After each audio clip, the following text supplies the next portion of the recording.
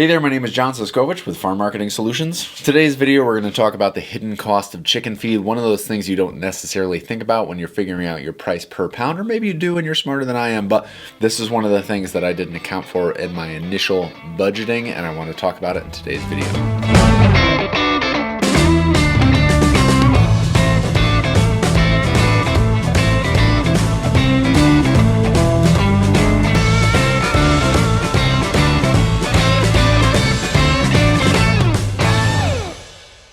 Spoiler alert, today's video is about the delivery fee. It's the delivery fee when you're getting a bunch of feed in. I'm going to talk about what my costs are and how that factors out on a per bird basis.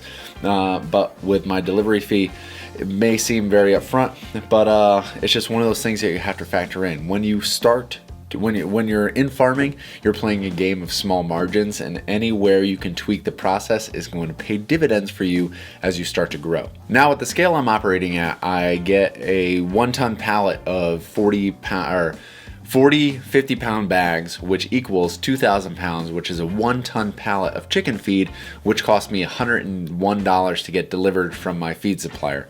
That rate can change depending on the delivery mechanism, delivery people that they're using and what the rates are at the time. But on average, it's about $100 to $101 per 1 ton of feed delivered. So if it's $100 per 1 ton of feed and pallet, I take that $101 and divide it by those 2,000 pounds of feed, because that is the product that I'm feeding out to my birds. So that gives me about 5 cents per pound to get that feed delivered to me. On average, if the average bird consumes about 15 pounds of feed, and then you can get this, that number goes up and down depending on your feed efficiencies and your management. Well, we'll say 15 pounds. That's about $76 or 76 cents per chicken to get feed delivered to them on an average basis. Now, there are a lot of different ways you can calculate this number. There are things you could do for cost savings. Instead of finding different ways to calculate how your per pound price is going to pan out with delivered feed, we're going to go over some of the things that you can do to save money. The first thing you can do is order in bulk. When you can order a lot of things at once, if you can get it where it's not bagged, you can get it delivered right to your farm in 5,000, 10,000 pound increments. You already know this stuff and you're past the generic videos.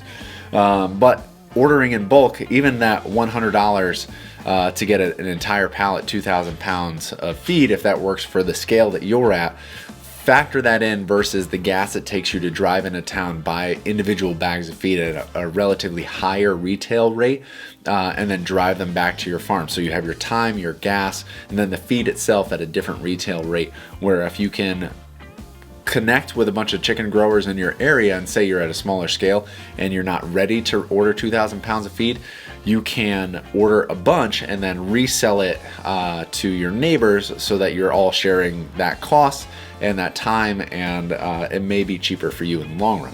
The number 2 is source closer to you. Find a closer feed mill and work with them to develop a recipe that would work for you in your system, or just having it closer to you where you can go pick it up, or the shipping is different. I have a couple different places where I can order feed from, and each of them carry their own expense. They use different couriers. I can go and get it in some cases, but then that would cost me my time and my truck money. But the closer you can source your feed, the fresher it's going to be, the more guaranteed you're going to have a quality product by the time it reaches to you, which is because you're going to control the variable of time from the feed mill to you.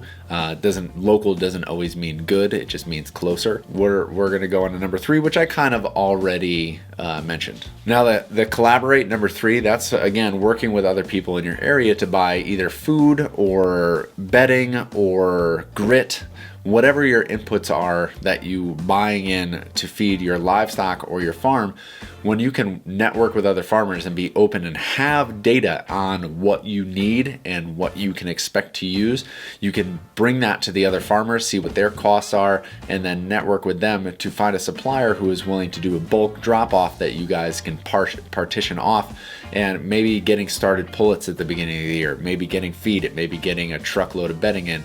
whatever the case may be, working with other growers to reduce your costs could help you out in the long run. Now, raising chickens is fairly straightforward, but at the same time, there are so many nuances to it that when you get into it, yes, anybody can raise a chicken, but to raise a chicken well, consistently, and to grow a market and then sell it and make a business out of it is a true art. For that true art, there's a couple things you can do to shorten your learning curve. You can head on over to Farm Marketing Solutions, subscribe to this YouTube channel, go to farmmarketingsolutions.com and hit the store and go to the pastured poultry packets, where I have outlined a lot of this information already in a nice booklet, where you work through the booklet and you'll have a pretty decent handle on what you're getting into by the end of it. The other thing you can do is go to appa.org, APPPA, and there's just a host of information there, and just a wealth of knowledge, and then a bunch of people who are doing this across the country at scales much bigger than I am, who are sharing a lot of good information. If you have questions, they are there to answer it. Other than that, hope you guys have an awesome day. Hope you have a great rest of the week, and until next time, I will see you out in the field.